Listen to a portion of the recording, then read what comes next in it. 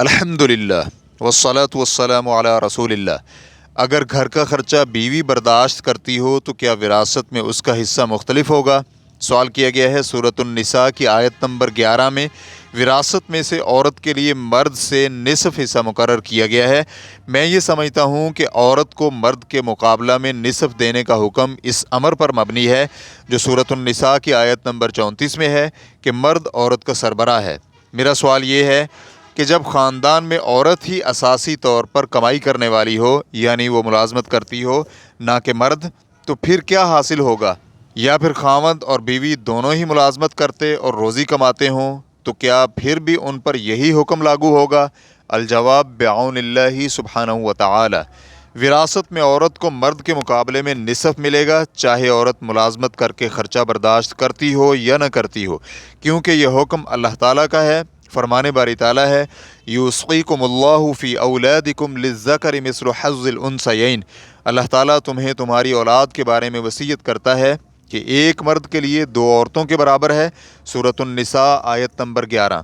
جب مرد اور عورت ایک ہی جانب سے وراثت میں جمع ہوں تو مرد کو دو عورتوں کے برابر حصہ ملے گا۔ اس سے کلالہ کے مسئلہ میں اخوۃ لام یعنی ماں کی جانب سے بھائی مستثنیٰ ہیں، جو کہ اللہ تعالیٰ کے اس فرمان میں بیان ہوئے ہیں۔ وَإِن كَانَ رَجُلٌ يُورَثُ كَلَالَةً أَوِ امْرَأَةٌ وَلَهُ أَخٌ أَوْ أُخْتٌ فَلِكُلِّ وَاحِدٍ مِّنْهُمَا السُّدُسُ فَإِن كَانُوا أَكْثَرَ مِن ذَلِكَ فَهُمْ شُرَكَاءُ فِي الثُّلُثِ۔ اور اگر وہ مرد یا عورت کلالہ ہوں، یعنی اس کا باپ بیٹا نہ ہو اور اس کا ایک بھائی اور ایک بہن ہو، تو ان دونوں میں سے ہر ایک کے لیے چھٹا حصہ ہے، اور اگر اس سے زیادہ ہوں تو ایک تہائی میں سب شریک ہیں۔ سورۃ النساء آیت نمبر 12۔ اور کلالہ کی صورت یہ ہے کہ متوفی شخص کی نہ تو اصل ہو اور نہ ہی فرع، یعنی والد اور اولاد نہ ہو، تو اگر اس کے ماں جائے بھائی ہوں تو مرد کو بھی عورت کے برابر ہی ملے گا۔ امام قرطبی رحمہ اللہ کہتے ہیں علماء کرام کا یہ اجماع ہے اور فرائض میں اخوۃ لام کے علاوہ کوئی ایسا مسئلہ نہیں جس میں مرد اور عورت کو برابر حصہ ملے۔ وراثت کی شان کی خاطر اللہ سبحانہ و تعالی نے اس کی تقسیم خود کی اور اس میں کسی مجتہد کے اجتہاد یا کسی تعویل کرنے والے کی تعویل کے لیے نہیں چھوڑا، اور اسی لیے اللہ سبحانہ و تعالی نے آیت ختم کرتے ہوئے فرمایا فریضۃ من اللہ ان اللہ کان علیما حکیما۔ یہ اللہ کی جانب سے فرض کردہ ہے، یقیناً اللہ تعالیٰ علم اور حکمت والا ہے۔ سورۃ النساء آیت نمبر 11۔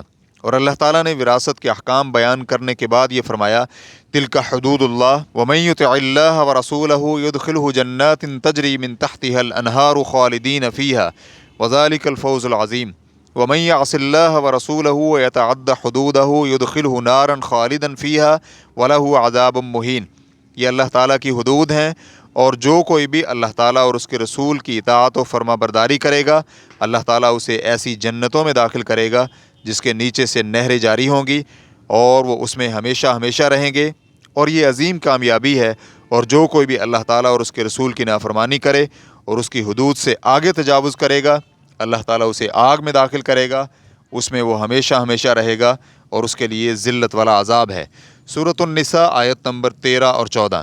اس سے ہمیں یہ معلوم ہوتا ہے کہ ان احکام میں تبدیلی اور تغیر کی کوئی گنجائش نہیں ہے، اور نہ ہی اس پر کوئی اعتراض کیا جا سکتا ہے، اس لیے کہ یہ احکام اللہ تعالیٰ کی جانب سے نازل کردہ ہیں جو علم اور حکمت والا ہے، اور لوگوں پر ذرہ برابر بھی ظلم نہیں کرتا، اور والدہ کا اپنے بچوں پر رحم کرنے سے بھی زیادہ رحم کرنے والا ہے۔ اور بعض علماء کرام نے وراثت میں مرد کو عورت پر فضیلت دینے کی حکمت اس آیت سے مستنبط کی ہے۔ فرمان باری تعالیٰ ہے الرجال قوامون علی النساء بما فضل اللہ بعضهم علی بعض وبما انفقوا من اموالهم۔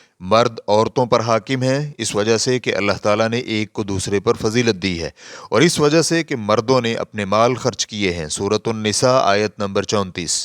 علماء کا کہنا ہے کہ جب مرد عورت اور اس کی اولاد اور اس کے ملازموں پر خرچہ کرنے کا مکلف ہے اور عورت اس کی مکلف نہیں بلکہ اس سے یہ معاف ہے، تو اس طرح یہ مناسب ہوا کہ مرد کا حصہ عورت کے حصے سے زیادہ ہو، اور یہ حکمت بلا شک و شبہ ظاہر ہے۔ علامہ شنقیطی رحمہ اللہ اپنی تفسیر اضواء البیان میں کہتے ہیں اس لیے کہ کسی دوسرے کے بھروسہ پر قائم شخص جس پر خرچ کیا جا رہا ہو ہمیشہ نقصان کی امید میں ہوتا ہے، اور اسے قائم رکھنے والا جو اس پر مال خرچ کر رہا ہے ہر وقت زیادہ کی امید میں ہوتا ہے، اور نقصان کی امید والے پر زیادہ کی امید والے کو ترجیح دینے کی حکمت بالکل واضح اور ظاہر ہے کہ یہ اس کے نقصان کا ازالہ کرنے کے لیے ہے۔ ریفرنس کے لیے دیکھیے اضواء البیان جلد نمبر 3 صفحہ نمبر 308۔ اور یہ معلوم ہونا ضروری ہے کہ اسلام کی تمام اصطلاحات اور قوانین عورت کی عزت اور تکریم اور اس کے ساتھ انصاف ہی کرتی ہیں، اور اسلام نے عورت کو ایک مستقل مالی ذمہ بھی عطا کیا ہے، جبکہ کچھ مدت قبل تک تو یورپی عورت حق ملکیت سے محروم تھی۔ اور سوال میں یہ جو پوچھا گیا ہے کہ وہ عورت جو گھر کا خرچہ برداشت کرتی ہو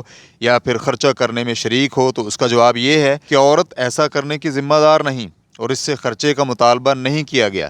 اسے یہ حق حاصل ہے کہ ملازمت سے رک جائے یا پھر اپنی کمائی کے مال سے گھریلو خرچہ نہ کرے، بلکہ اپنے خاوند سے اپنے اور اپنی اولاد کے لیے خرچہ اور رہائش کا مطالبہ کرے۔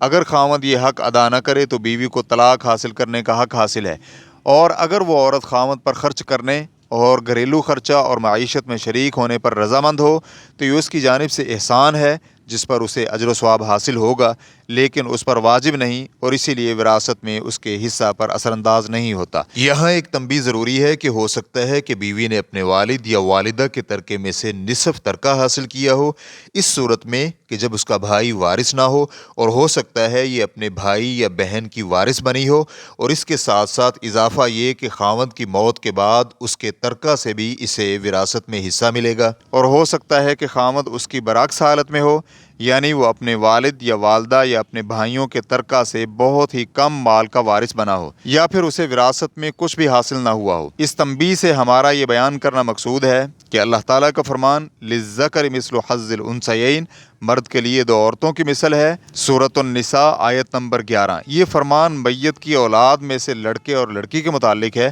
اور یہ خاوند کا اپنی بیوی کے ساتھ ہونے پر منطبق نہیں ہوتا، کیونکہ ہر ایک کے لیے مستقل جہت ہے جس کی طرف سے وہ وارث بنیں گے۔